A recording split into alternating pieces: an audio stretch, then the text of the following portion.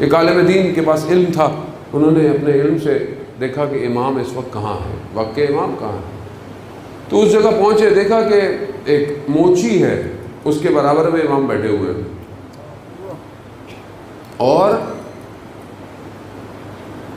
اسے بار بار امام جوتی دے رہے ہیں اپنی نالین مبارک کے، اس کو صحیح کر دو. وہ کہہ رہا ہے کہ میرے پاس ابھی وقت نہیں ہے، میں نے کسی اور کو وعدہ کیا ہوا ہے. اب یہ وہاں سے دیکھ رہا ہے کہ یہ کیسا شخص ہے، اسے پتہ ہی نہیں اس کے برابر میں کون بیٹھا ہوا ہے. اب پھر انہوں نے کہا کہ نہیں دیکھیں میرے پاس وقت نہیں ہے.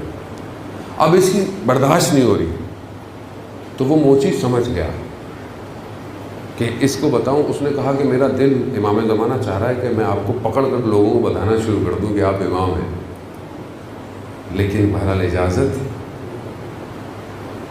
اسے شخص کو، عالم دین کو، یہ کہا گیا اپنے وعدوں میں سچے ہو جاؤ، ہم خود چل کر آئیں گے تمہارے پاس.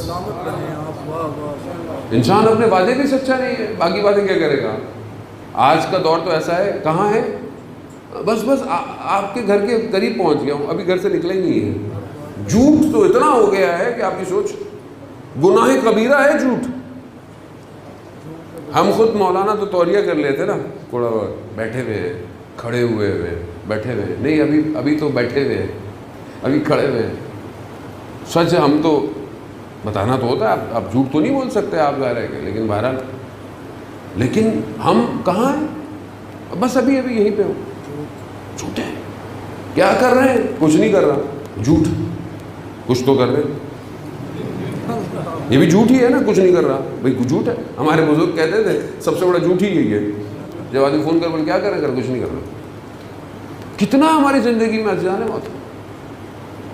آج ایک دوسرے سے ہم جھوٹ، ناپ تول میں جھوٹ، وعدے ہیں ہی نہیں. میں آ جاؤں گا، میں فلانی جگہ آ جاؤں گا، بیچارہ وہ کھڑا ہوا ہے، اس کو بھی پتہ ہے کہ اس نے ٹائم پہ آنا نہیں ہے، وہ بھی نہیں آتا.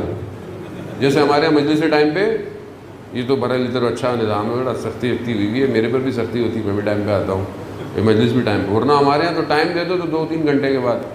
میں ایک دفعہ فرینکفرٹ گیا، انہوں نے کہا مولانا صاحب مغرب کی نماز پڑھانی ہے آپ. میں کہا اچھا. میں نے سمجھا مغرب کی نماز ہوگی، مجلس ہو جائے گی. تو میں کہا مجلس کتنے بجے؟ مغرب کی نماز تھی کو 6:45 بجے.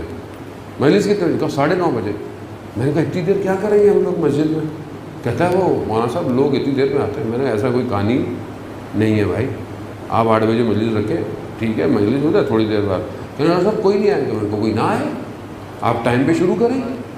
ایک دن نہیں آئیں گے، 2 دن نہیں آئیں گے. یہی ہوا، پہلے دن لیٹ آئے، دوسرے دن ٹائم پہ آ گئے. اور میں نے یہ کہا تھا کہ میں تو 9 بجے اتر جاؤں گا، آپ کی مرضی 15 منٹ پہلے بٹھا دوں. کیوں؟ ہم نے اپنی خود زندگی ایسی کر لی ہے. ہمارے ہر چیز ہیپیزٹ ہے.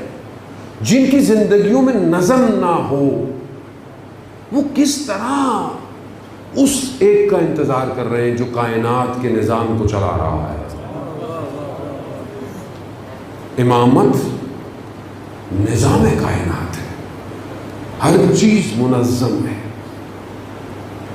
جہاں سورج ذرا سی دیر کے لیے اوپر نیچے نہیں ہو سکتا، زمین اگر ایک لمحے کے لیے اپنے دائرے سے باہر ہو جائے، یا سرد ہو جائے گی یا تباہ ہو کر گرم ہو جائے گی. جس کائنات میں ہر چیز اتنی پلانڈ ہو، خون کے چلنے سے لے کر آنکھوں کے چھپکنے تک، ذرات کے زمین پر منتقل ہونے تک، ہواؤں کے چلنے تک، کبھی گندم کے بیج سے آم کا درخت نہیں نکلنے دیا.